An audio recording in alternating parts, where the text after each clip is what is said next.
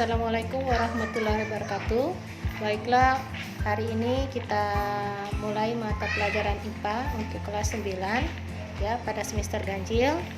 Nah, kita lihat pada kemarin yang pernah Ibu sampaikan tentang organ penyusun reproduksi pria.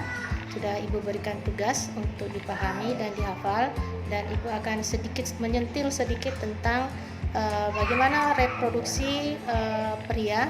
Kita lihat ini ada gambar ya, alat bagian dalam maupun luar pada pria. Kita lihat yang pertama, kita lihat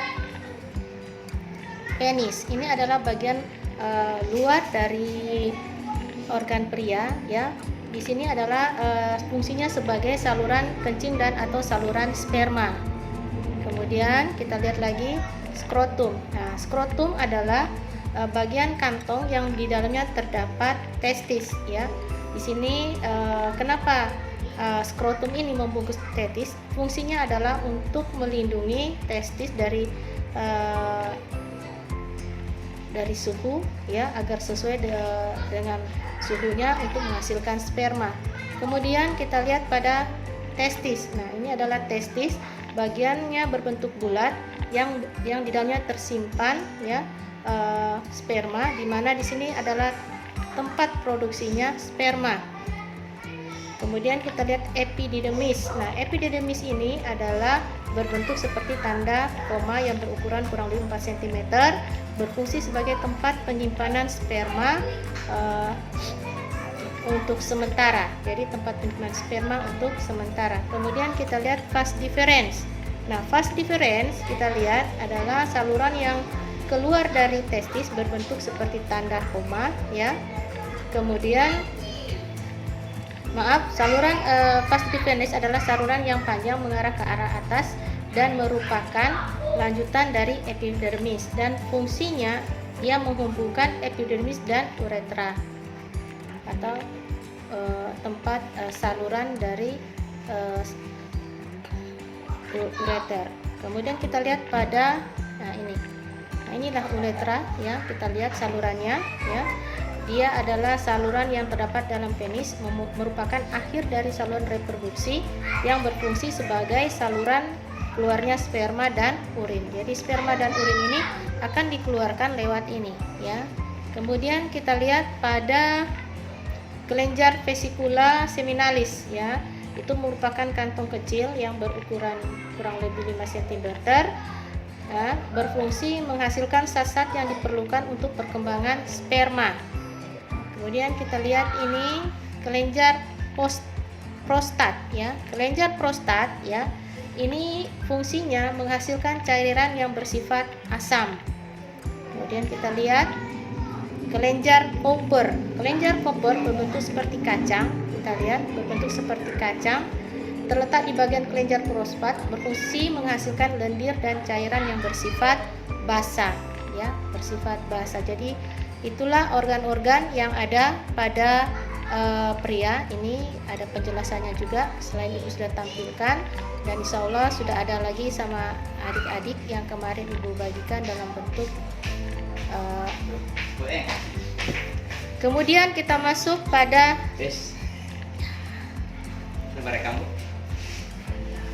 organ reproduksi wanita. Maaf tadi kebetulan ada gangguan sedikit. Kita lanjut ya. Kita lihat pada organ wanita. Kita lihat ini ada bagian ovarium ya. Maaf. Ya, ovarium, ada saluran tuba atau saluran telur, tuba Volpi, ada infogidium, ada uterus rahim, ada endometrium, ada serviks dan vagina ya. Kemudian kita lihat pada fungsi-fungsi pada organ-organ yang ada pada wanita. Kita mulai pada yang pertama, ovarium ya. Kita lihat ovarium ya. Ini kita lihat ini ada dua tempat ya, bagian kanan dan kiri. Dia berbentuk seperti telur, berjumlah 2. Kemudian terletak di samping kanan dan kiri ya. Ini yang berfungsi menghasilkan sel telur. Jadi dia berfungsi menghasilkan sel telur. Kemudian kita lihat saluran tuba Fallopi ini ya, bagian ini tuba Fallopi. Fungsinya sebagai tempat menghubungkan antara ovarium dan rahim. Kita lihat ya, tempat ovarium dan rahim di sini. Ya, ini adalah tempat ovarium, ini adalah rahim. Kemudian ada infubulum ya, saluran ini kita lihat, ini saluran infubulum ya, kita lihat ini. Dia merupakan tempat ujung dari tuba Fallopi. Ini bagian ujung tuba Fallopi.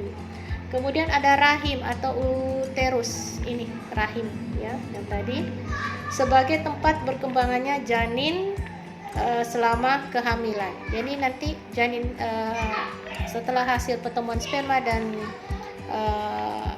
sel telur, maka itu akan disimpan di dalam rahim, kemudian akan berbentuk janin. Kemudian kita masuk pada endometrium. Endometrium ini rongga rahim ya. Ini adalah tempat meluruhnya saat menstruasi. Jadi kalau pada saat menstruasi, dinding dekat pada uterus ini, rahim ini akan terjadi penebalan. Maka disitulah pada tanggal atau waktu tertentu yang sudah ditentukan, maka akan terjadi peluruhan. Jadi haid atau menstruasi terjadi di sini. Darah akan keluar dari bagian sini, penebalan ini.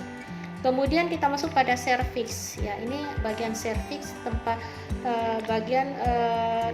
di bagian bawah yang menyempit, yang membuka ke arah vagina. Kemudian kita masuk pada vagina. Ya.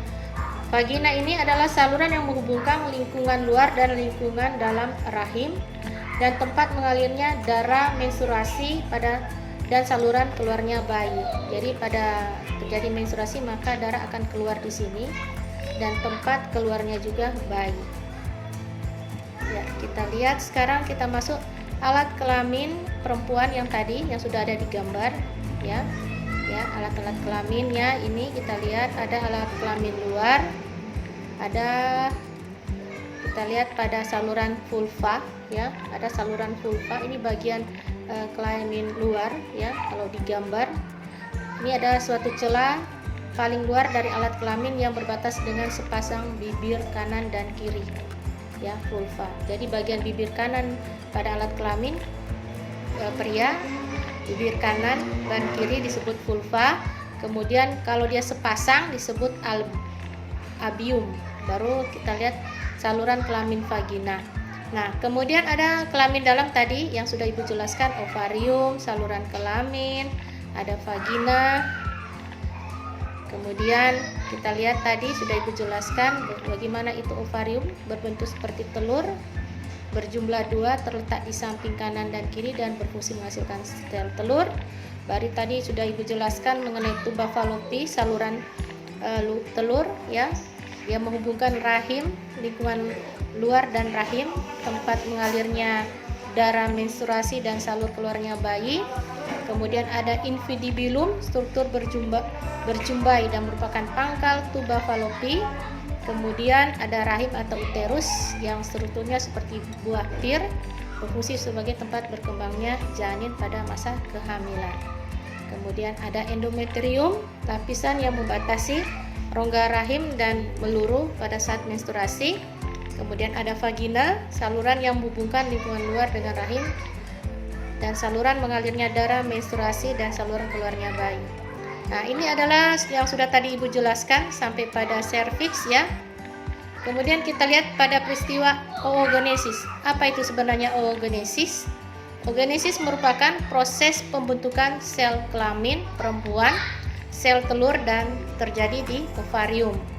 Nah, ini oogenesis ini dimulai sebelum anak lahir. Kalau pada anak yang sudah memiliki bakal sel primordial, biasanya sebanyak 200.000 sampai 2 juta, namun hanya sekitar 40.000 saja yang tersisa pada saat perempuan masuk masa puberitas, dan hanya 400 yang matang atau berkembang sempurna, tapi hanya 1 sel telur saja yang bisa diovulasi atau dikeluarkan dari ovum selama siklus reproduksi atau siklus menstruasi.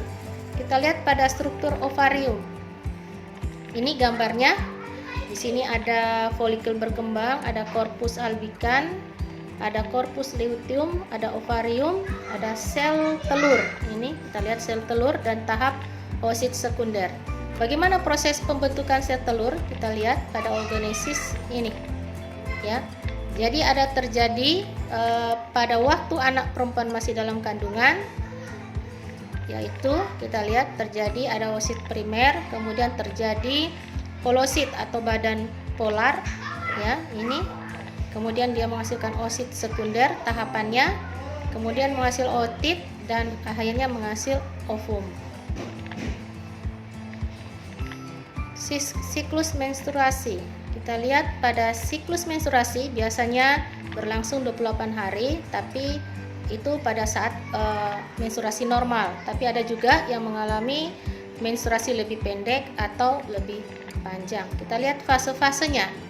Fase menstruasi yang pertama, hormon follicle stimulating hormone ini fungsinya memicu berkembangnya folikel dalam ovarium. Nah, hormon FSH atau follicle stimulasi hormone adalah hormon yang menghasilkan oleh kelenjar pituitari atau hipofisis, dan kelenjar ini terletak di bagian otak depan pada manusia, dan fase ini biasanya dinding rahim luruh dan seorang akan mengalami menstruasi. Kemudian fase teoliferasi, di mana menghasilkan hormon estrogen dan hormon progesteron, di mana di sini hormon ini akan memicu dinding rahim untuk menebal. Nah, tujuan dari penebalan dinding rahim yaitu mempersiapkan tempat melekatnya embrio apabila sel telur telah dibuahi oleh sperma. Dan fungsi lain dari estrogen adalah memicu kembali kelenjar pituitari dan menghasilkan hormon FSH dan LH atau luteinizing hormone. Nah, LH ini biasanya diproduksi terus dan akan meningkat secara mendadak. Nah, peningkatan hormon ini atau LH ini akan memicu pengeluarannya sel telur dari folikel yang matang atau disebut dengan ovulasi. Kemudian fase ketiga, fase sekretori atau folikel yang telah melepaskan sel telur akan merubah bagian korpus luteum sel. Nah, sel telur yang dievaluasikan akan ditangkap oleh fimbriae dan akan bergerak menuju tuba Fallopi. Jika pada saat itu sel telur tidak dibuahi oleh sperma, maka akan dikirim sinyal tertentu pada korpus luteum untuk tidak memproduksi hormon estrogen dan progesteron lagi. Nah, inilah fase-fase yang terjadi pada masa menstruasi. Nah, pada fase yang dari estrogen dan progesteron ini akan menyebabkan jaringan penyusun dinding rahim rusak dan pembuluh darah yang ada pada dinding rahim pecah sehingga biasanya akan mengalami menstruasi. Kita lihat ini siklus ini hari pertama sampai ke-5 fase menstruasi, hari ke-10 sampai pada fase 15 hari fase proliferasi, kemudian pada hari ke-20 sampai ke-25 disebut dengan fase sekretori. Kita masuk pada fertilisasi dan kehamilan. Kita lihat ini adalah skema sperma ya yang dihasilkan oleh pria. Ini ada kepalanya, ini ada ekornya, dan ini ada gaya dorong sehingga sperma itu bisa bergerak menuju ke sel telur. Kita lihat. Apabila ada sel sperma yang masuk reproduksi perempuan, sel sperma tersebut akan bergerak menuju sel telur. Apabila telah bertemu dengan sel telur, bagian kepala sperma akan masuk ke dalam sel telur dan meninggalkan bagian ekor di luar sel. Proses ini mengawali terjadinya fertilisasi. Fertilisasi merupakan proses peluburan inti sel sperma dengan inti sel telur sehingga membentuk sigot. Proses fertilisasi terjadi di tuba Fallopi, di mana sel sperma akan bergerak menuju ke sel telur dengan menggunakan flagella, ya. Kemudian akan bergerak memutar seperti baling-baling dan bergerak ke tubuhnya dalam cairan yang ada di tuba Fallopi. kita lihat bagaimana proses fertilisasi hingga menjadi implantasi. Ini ada gambar ya. Ini terjadi yang pertama ovulasi, kemudian fertilisasi, kemudian terjadi pembelahan sel dari satu sel, dua sel sperma dan sel telur bertemu, kemudian akan masuk ke bagian tuba falopi ya. Kemudian dia akan terjadi pembelahan ya di sini. Jadi sperma dan sel telur dia terjadi pertemuan di tuba falopi. Kemudian dia akan masuk terus terjadi pada bagian rahim dan implantasi. Nah, disinilah terjadi perkembangan. Ini ada endometrium, perkembangan janin di rahim wanita. Kita lihat ini periode perkembangan, ada trimester atau periode pertama. Bentuknya kita lihat ini ya. Ini terbentuk hampir semua organ tubuh. Janin sangat rentan terhadap radiasi, obat atau alkohol. Makanya kalau orang hamil dalam mengkonsumsi makanan itu harus diperhatikan ya. Dilarang untuk minuman keras, dilarang untuk merokok.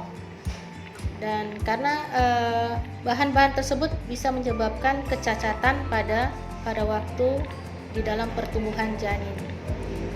Ini ada kondisi ya, nanti tolong dilihat kembali gambarnya secara baik. Bagaimana kondisi janin pada waktu masa embrio ya, pada periode perkembangan. Nah, ini. Kemudian ada periode lagi yang kedua. Kita lihat perkembangannya. Nah, nanti tolong dibaca, ini sudah lengkap sekali sampai pada gambar, sampai pada kondisi-kondisi janin pada waktu periode perkembangan kedua sampai pada periode perkembangan ketiga. Ini bayi sudah lahir ya, sudah berbentuk sempurna baik dari tubuh, kepala dan organ-organ tubuhnya ya, sudah berkembang dengan baik. Dan bayi yang sehat dia lahir sekitar 2-3 kg. Kalau di bawah dari 2 kg maka bayi itu tidak akan bisa lahir dan bisa mengalami sang ibu keguguran. Kalau melebihi dari 3 kg maka otomatis itu bayi sudah melebihi berat dari yang ketentuan, bisa menyebabkan sang ibu mengalami operasi besar. Kemudian penyakit pada sistem reproduksi. Ini ada penyakit HIV, AIDS, ada GO atau gonore, ada sifilis, raja singa, kemudian herpes simplex genitalis, keputihan, epididemis, kemudian penyakit-penyakit yang pada sistem reproduksi ibu tidak akan jelaskan. Tugas kalian sebentar ada mengenai penyakit ini, tolong dijelaskan apa itu HIV, kemudian penyebabnya apa, bagaimana cara menanggulangi agar terhindar dari penyakit-penyakit yang berbahaya pada sistem reproduksi. Di sini ada upaya pencegahan pada sistem reproduksi pada manusia, yaitu yang pertama menggunakan celana dalam yang berbahan katun dan bertekstur lembut. Kemudian biasakan membilas dengan bersih alat reproduksi setiap buang air besar maupun kecil. Kemudian mengganti celana dalam 2-3 hari sehari. Memotong rambut yang ada di daerah organ reproduksi apabila sudah panjang. Bagi wanita, apabila mengalami menstruasi, gantilah pembalut sesering mungkin. Rajin berolahraga dan banyak mengkonsumsi buah dan sayur. Nah, ini ada tugas ya, tolong dicatat dan dibuat. Ini yang kemarin yang untuk menghafal alat reproduksi pria itu baru kelas 9C yang 1 orang baru yang menyetor hafalannya, yang lain belum ada. Jadi penilaian ini sangat penting buat kalian karena akan masuk di nilai rapot sebentar. Jadi yang pertama, tugas yang kedua ini dipahami dan dihafal alat reproduksi wanita dan fungsinya. Kalau sudah hafal, tolong video call ke ibu. Kemudian dipahami proses fertilisasi dan tahap perkembangan embrio. Tolong dipaham itu, dihafal. Kemudian dijelaskan dalam bentuk tulisan penyakit-penyakit pada sistem reproduksi manusia dan dikirim lewat ibu. Nah, ini tugas yang ibu berikan. Ini akan diambil nilai seperti tugas yang kemarin, dan selamat bekerja membuat tugas, dan selamat tolong dibaca kembali materinya. Sekian dan terima kasih.